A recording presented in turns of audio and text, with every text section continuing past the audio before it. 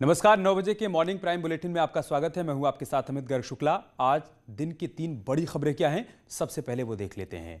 किसानों का tractor march आज होने वाला है। आज दिल्ली में किसानों ने 11 बजे ट्रैक्टर मार्च निकालने का ऐलान किया है, जिसे देखते हुए राजधानी में सुरक्षा के कड़े इंतजाम किए गए हैं। वहीं सीएम योगी आज पीएम मोदी से मुलाकात करने वाले हैं। दोपहर 12 बजे सीएम योगी पीएम मोदी से मुलाकात करेंगे और साथ ही नजरें रहेंगी लव जिहाद अध्यादेश पर।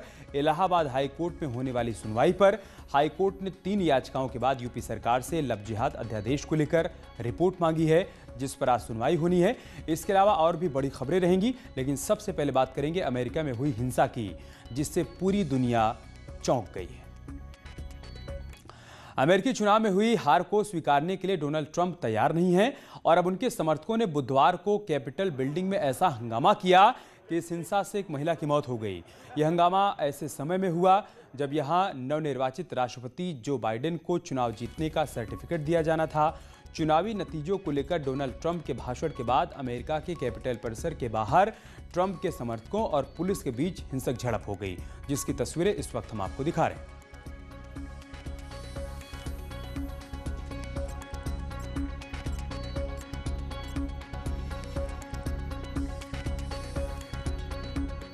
और हिंसा के बाद अब माइक्रो ब्लॉगिंग साइट ट्विटर ने ट्रंप का अकाउंट न सिर्फ 12 घंटों के लिए बंद कर दिया है, बल्कि नियमों का उल्लंघन जारी रहने पर हमेशा के लिए ट्रंप को ब्लॉक करने की चेतावनी भी दी है। वहीं नवनिर्वाचित राष्ट्रपति जो बाइडेन ने इस हिंसा को राजद्रोह बताया है। बुधवार को ट्विटर ने ट्रंप से अपने वे 3 ट्वीट हटाने के लिए कहा जो नियमों का उल्लंघन कर रहे हैं। ट्विटर सेफ्टी टीम की ओर से कहा गया है कि 12 घंटे के लिए ट्रंप के अकाउंट को लॉक किया गया है और अगर आपत्तिजनक ट्वीट नहीं हटाए गए तो यह हमेशा के लिए बंद कर दिया जाएगा। ट्विटर सेफ्टी टीम ने अपने ट्वीट में लिखा, वॉशिंगटन डीसी में जारी हिंसा की वजह से हमें डोनाल्ड ट्रंप के 3 ट्वीट हटाने पड़ रहे हैं, जिन्हें आज पोस्ट किया गया था। ये ट्वीट हमारी सिविक इंटीग्रिटी पॉलिसी का गंभीर रूप से उल्लंघन करते हैं। वहीं प्रधानमंत्री नरेंद्र मोदी ने गुरुवार को अमेरिका के वॉशिंगटन में हुई हिंसा पर चिंता व्यक्त की है। प्रधानमंत्री मोदी ने कहा है कि लोकतंत्र में सत्ता का हस्तांतरण शांतिपूर्ण ढंग से होना जरूरी है। बता दें कि वॉशिंगटन में हजारों की संख्या में डोनाल्ड ट्रंप समर्थकों ने कैपिटल हिल पर कब्जा करने की कोशिश की है, सीनेट में बवाल किया है। अपने ट्वीट में प्रधानमंत्री मोदी ने लिखा है, वॉशिंगटन डीसी में हिंसा और उपद्रव की खबरों से उन्हें दुख पहुंचा है। सत्ता का ट्रांसफर सही और शांतिपूर्ण ढंग से होना जरूरी है। इस तरह के प्रदर्शनों के जरिए लोकतांत्रिक प्रक्रिया को नुकसान नहीं पहुंचाया जा सकता।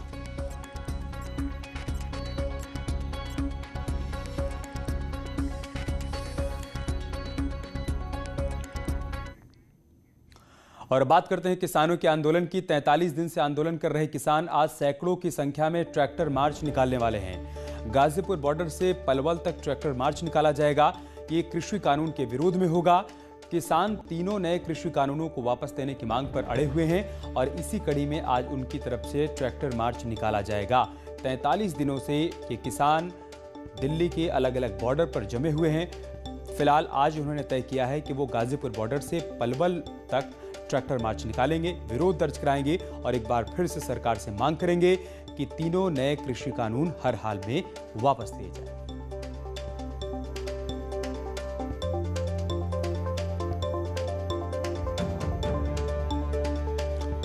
तो किसानों ने अपने आंदोलन को तेज कर दिया है। इसी कड़ी में आज उनकी तरफ से ट्रैक्टर मार्च निकाला जाएगा।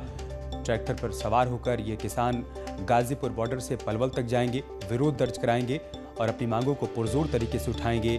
किसानों का बार बार यही कहना है कि सरकार को तीनों कृषि कानूनों को वापस देना होगा और जब तक ये कानून वापस नहीं होते हैं तब तक उनका आंदोलन चलता रहेगा। और आज किसानों के आंदोलन की कैसी तस्वीर देखने को मिल रही है, कैसी उनकी तैयारियां हैं, सब बताने के लिए अमित राणा हमारे साथ गाजियाबाद से जुड़ चुके हैं। साथ ही शहजाद राव हमारे साथ बागपत से हैं, विपिन गिरी हमारे साथ हापुड़ से हैं। अमित, मैं सबसे पहले आपके पास ही आऊँगा। आज गाजीपुर बॉर्डर से ही ट्रैक्टर मार्च निकलने वाला है, कैसी तैयारियां हैं किसानों की, क्या उनकी आगे की रणनीति है?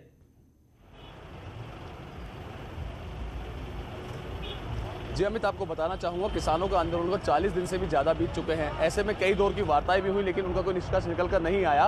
यही कारण भी रहा कि आज किसानों ने ट्रैक्टर मार्च निकालने के लिए कहा था और आप देख सकते हैं तैयारियां शुरू हो गई हैं। यहाँ पर ट्रैक्टर कतार में क्रमबद्ध तरीके से खड़े हो गए और किसान यहाँ तैयार हो गए हैं। क्योंकि ये किसान यहाँ से NH9 से होते हुए डासना पेरीफेरल से पलवल के ऊपर चढ़ेंगे और वहाँ से जो किसान पलवल से आ रहे हैं वहाँ किसानों की जो मुलाकात बीच रास्ते में होगी, वहाँ पर एक शिष्टाचार की मुलाकात करने के बाद किसान वापस लौट आएंगे। कुछ किसान मेरे साथ हैं, इनसे जानूंगा और बात करूंगा।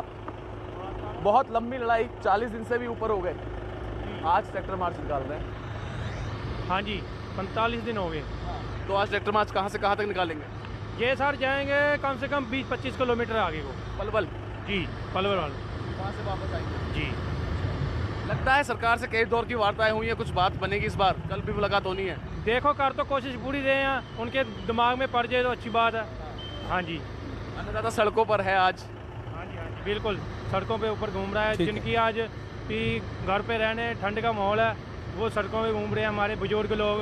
हमें साफ तौर पे ना कहना ये है 45 दिन के करीब हो चुके हैं, ऐसे में कई दौर की वार्ताएं तो हुई हैं, लेकिन उन वार्ताओं का कोई निष्कर्ष निकल कर नहीं आया है। हालांकि कल का दिन भी बहुत अहम होने वाला है, क्योंकि कल एक बैठक और होनी है किसान और सरकार के नुमाइंदों के बीच में। देखना खासा दिलचस्प होगा कि कल होने वाली बैठक में क्या कुछ निकल कर आता है। लेकिन उससे ठीक एक दिन पहले यानी कि आज किसानों ने एक मार्च निकाला है जो कि दिल्ली गाजीपुर बॉर्डर से पलवल तक जाएगा। NH9 से होते हुए ये लोग डासना पेरीफेरल पर चलेंगे और वहां से पलवल की तरफ चलेंगे। वहीं पलवल से आने वाले किसान गाजियाबाद की तरफ आएंगे, गाजीपुर की तरफ आएंगे और जहां भी इनकी मुलाकात होगी वहां मुलाकात करी अपनी अगली रणनीति बनाएंगे और उसके बाद अपने अपने धरना स्थल पर वापस आ जाएंगे। अमित, बागपत चलते हैं जहाँ से शहजाद हमारे साथ जुड़े हुए हैं। शहजाद, आपके पास क्या अपडेट है?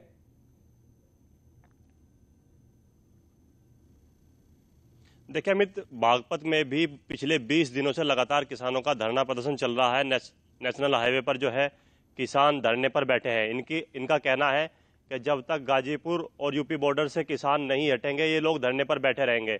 और आज इन किसानों ने भी ट्रैक्टर मार्च निकालने की घोषणा की है।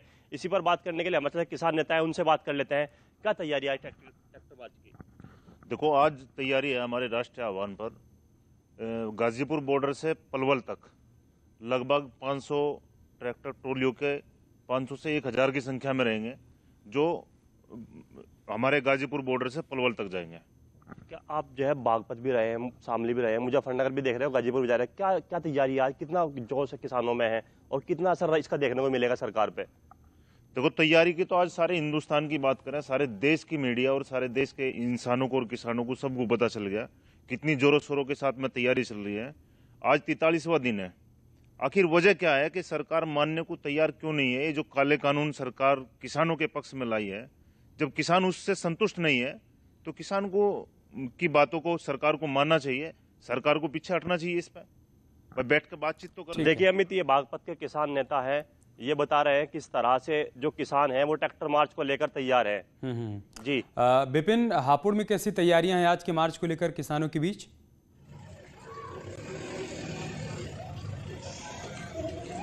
देखिए, जिस तरह कड़ाके की ठंड के बीच भी दिल्ली में किसान लगातार किसी कानून के विरोधों में धरने पर बैठे हुए हैं, उसी को लेकर आज ट्रैक्टर मार्च का आह्वान किया गया था किसान नेताओं द्वारा। और हापुड़ जनपद से 10 बजे के बाद ये किसान जो रवाना होंगे, ट्रैक्टर ट्रोलियों में भरकर रवाना होंगे।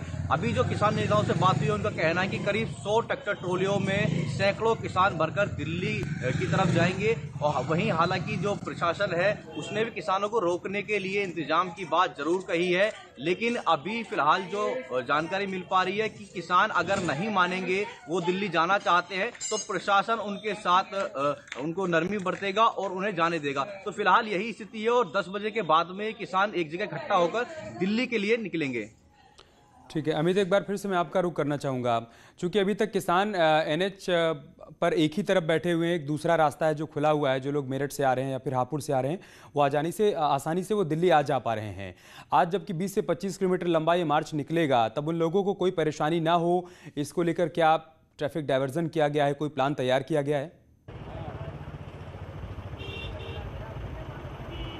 जी बिल्कुल, ईस्टर्न पेरीफेरल की अगर मैं बात करूं, जिस पेरीफेरल पर चढ़ते हुए ये किसान पलवल की तरफ जाएंगे, वहां पर आम लोगों की एंट्री आज प्रशासन ने बंद कर दी है। साथ ही जो ट्रैफिक का रूल है उसके हिसाब से जो ट्रैफिक है उसको डाइवर्ट भी कर दिया गया है। वजह सिर्फ यही है कि आज किसानों की ट्रैक्टर रैली निकलेगी। आप देखिए मेरे पीछे ये हालात है दिल्ली गाजीपुर बॉर्डर के, जहां पर एक साइड में तमाम यहाँ पर ट्रैक्टर ट्रॉलीज खड़ी कर दी गई हैं। ट्रैक्टर ही ट्रैक्टर जहाँ तक आपकी नज़र जाएगी वहाँ तक ये आ रहे हैं। वहीं दूसरी ओर ट्रैफिक पुलिस ने भी अपना खाका पहले से ही तैयार कर लिया था, क्योंकि कल ही इसकी घोषणा कर दी गई थी कि ट्रैक्टर मार्च निकाला जाएगा किसानों के द्वारा।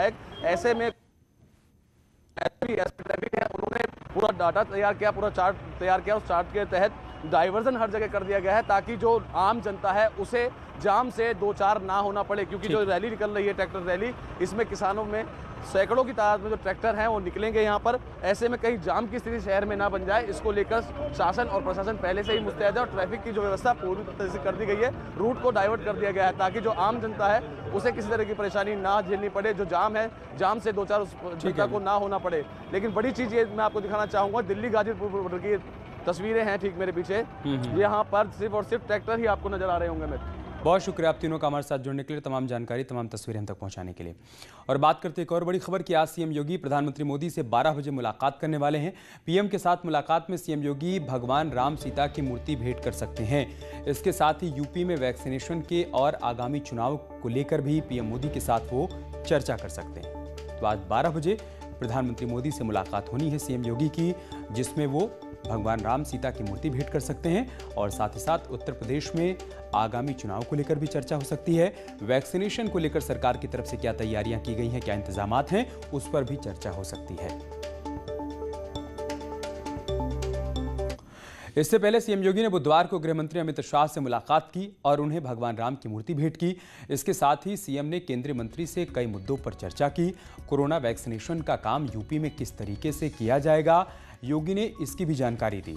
इसके अलावा पंचायत चुनाव को लेकर भी चर्चा की गई। और हमारे सहयोगी राजीव इस वक्त दिल्ली से हमारे साथ लाइव जुड़ चुके हैं। राजीव, क्या जानकारी, क्या अपडेट है मुलाकात को लेकर आपके पास?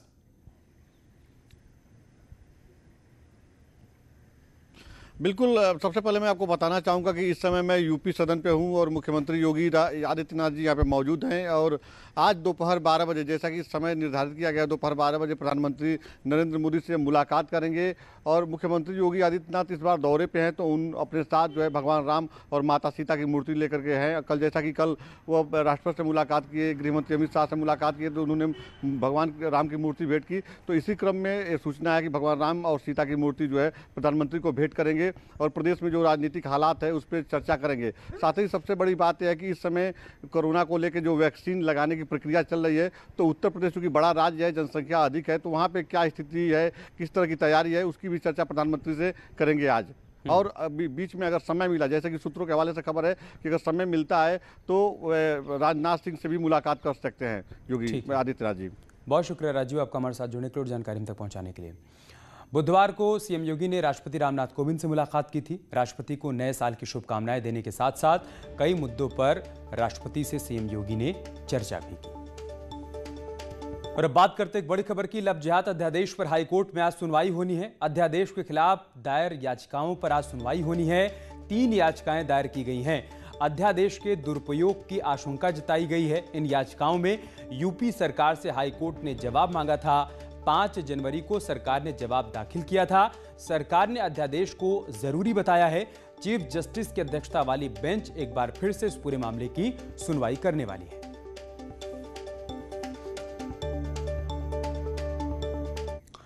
इसके अलावा यूपी और उत्तराखंड में लव जिहाद कानून के मामले में बुधवार को सुप्रीम कोर्ट में भी सुनवाई हुई और इस दौरान सुप्रीम कोर्ट ने याचिकाएं स्वीकार करते हुए फिलहाल कानून पर स्टे लगाने से इनकार कर दिया। इसके साथ ही दोनों राज्य सरकारों को नोटिस जारी कर इस मामले में जवाब मांगा है। 4 हफ्ते में दोनों राज्यों की सरकारों को इस पर जवाब देना होगा। याचिका में आरोप लगाया गया है कि इस कानून के नाम पर लोगों को परेशान किया जा रहा है, इसलिए इसे रद्द किया जाए।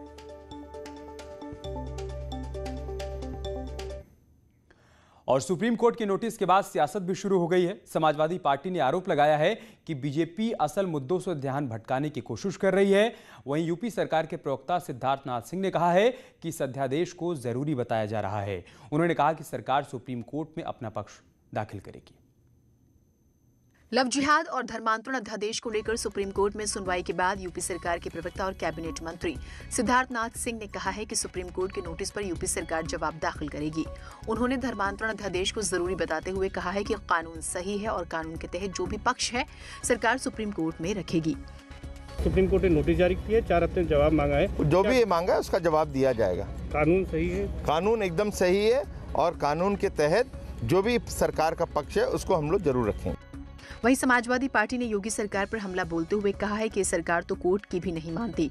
उन्होंने कहा है कि बीजेपी असल मुद्दों से ध्यान भटकाने की कोशिश कर रही है।